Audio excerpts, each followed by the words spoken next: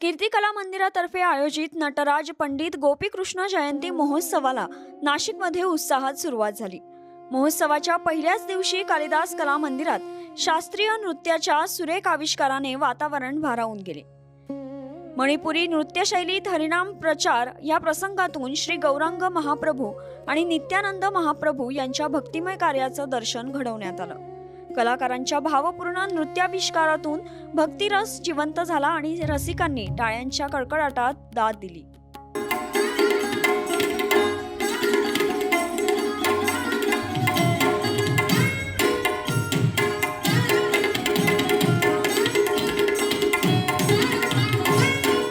यानंतर ऋतिक वेकंट यांनी कुचिपुडी शैलीतील दुर्मिळ अर्धनारीश्वर रचना सादर केली। नृत्यातील लय, ताल, भावमुद्रा आणि अभिनय कौशल्यामुळे या सादरीकरणाने उपस्थितांच्या मनावर विशेष छाप पाडली।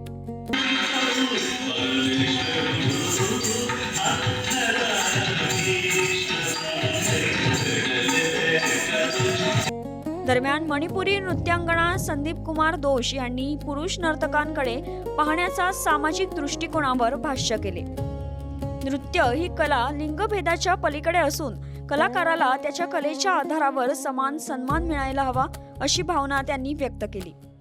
मणिपुरीच्या भक्तिरसापासून कुचिपुडीच्या नृत्य वैभवापर्यंत प्रत्येक सादरीकरणाने रसिकांना भारतीय शास्त्रीय नृत्य परंपरेची समृद्ध अनुभूती दिली।